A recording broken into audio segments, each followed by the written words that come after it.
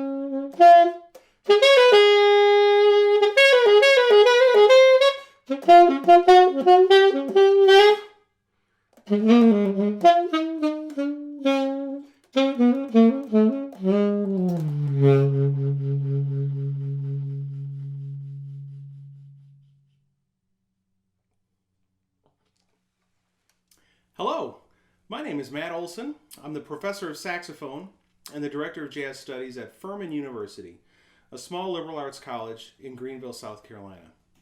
I just played a cool tune for you entitled Things Ain't What They Used to Be. It was written by Duke Ellington's son, Mercer Ellington.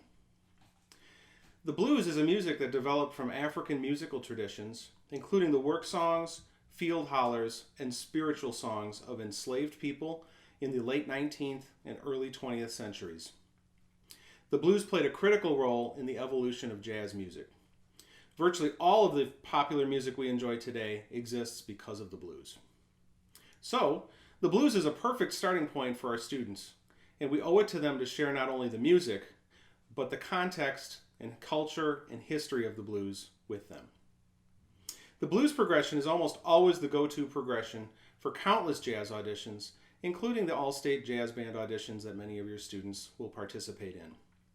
Helping you prepare your students for those auditions is the inspiration for this mini clinic today.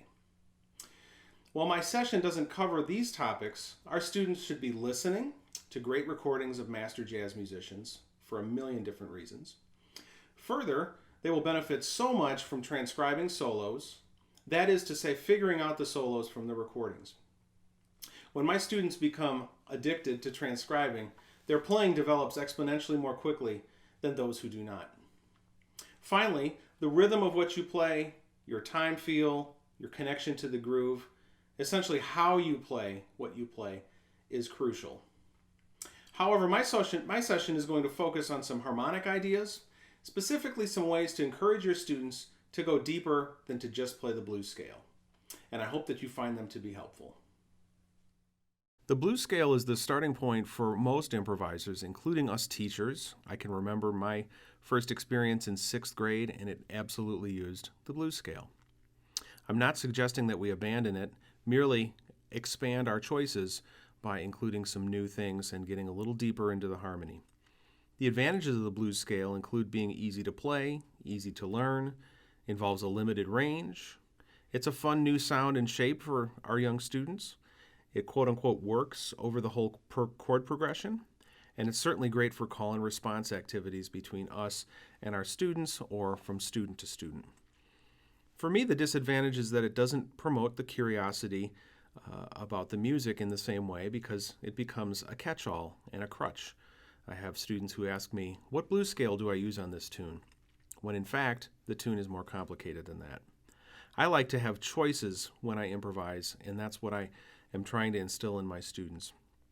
In today's session, I just simply want to offer you some very easy things to share with your students to help them invest more in the harmonic framework of the blues so that when they do use the blues scale, it has more impact because it is part of a menu of choices they can make when they solo.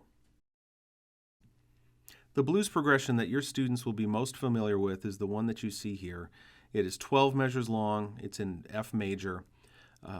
Alternates between F7 and B flat 7 for the first 7 measures. Then it gets a little scary for your students. We've got a 2-5 in measure 8, a 2-5-1 progression in the last line, and then a turnaround at the very end. We're going to focus primarily today on those first 7 measures and getting your students to be a little bit more harmonically functional there. Then they can progress to working on building some 2-5 vocabulary as they move forward. We all learned in theory class that the most important notes of a chord are the 3rd and the 7th. In the jazz education vernacular, we call those the guide tone lines. I like to think because they guide us through the harmony of the tune. That is true in the music of Bach, in the music of Mozart, and certainly in the blues. As we look at the guide tone lines for the blues progression, we notice that most of those chord tones are always a half step, maybe a whole step, but usually a half step away from the same kinds of tones in the next chord. Therefore, they provide the framework, or the infrastructure, as I like to call it, of the progression of the tune, in this case the blues. I'm going to play one chorus where I just play whole notes on the guide tone lines for you.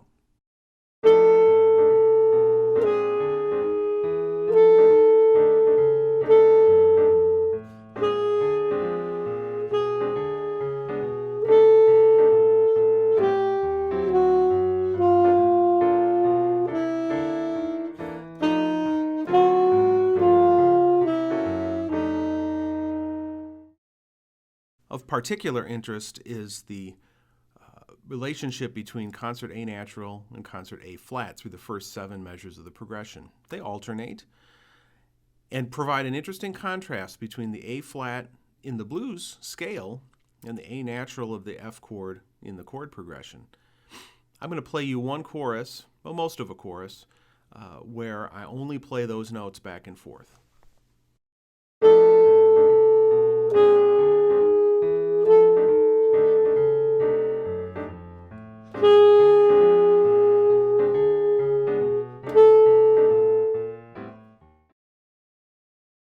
From here, we can elaborate a little bit on those whole notes.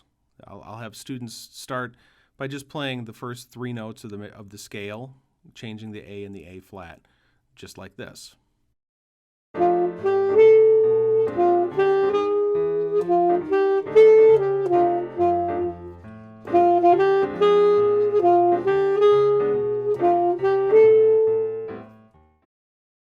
Or we'll do it with the triad. So in the F chord, we'll play F major triad. On the B flat chord, we'll play F minor triad, like this.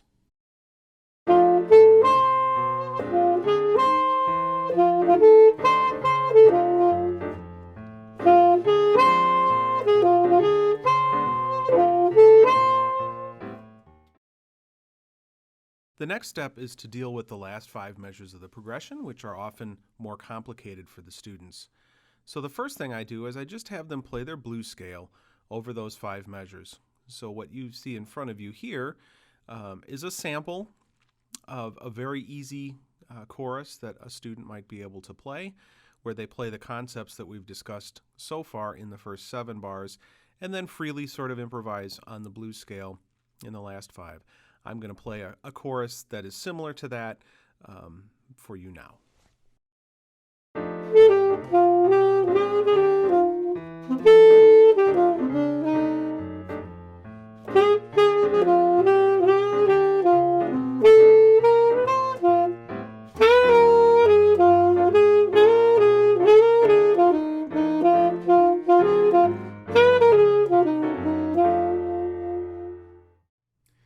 In the handout that accompanies my mini clinic, I included some information on the likely next steps for your students, including some ways to begin learning how to play over the 2-5-1 progression.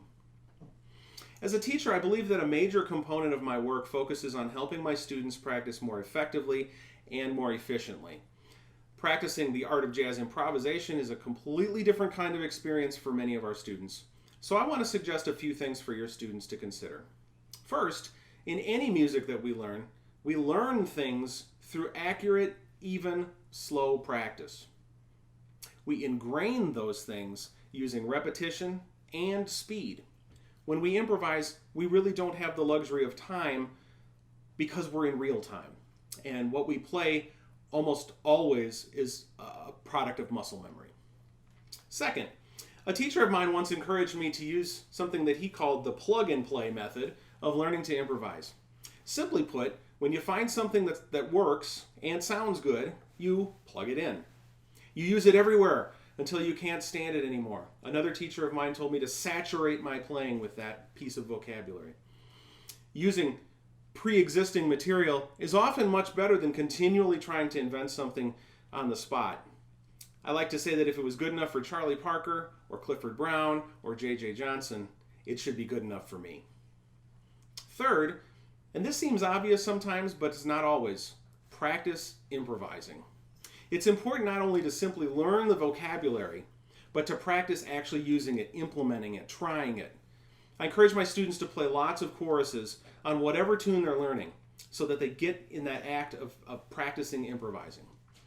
I think that some students skip this step and their solos suffer as a result. Thank you so much for watching my mini clinic today.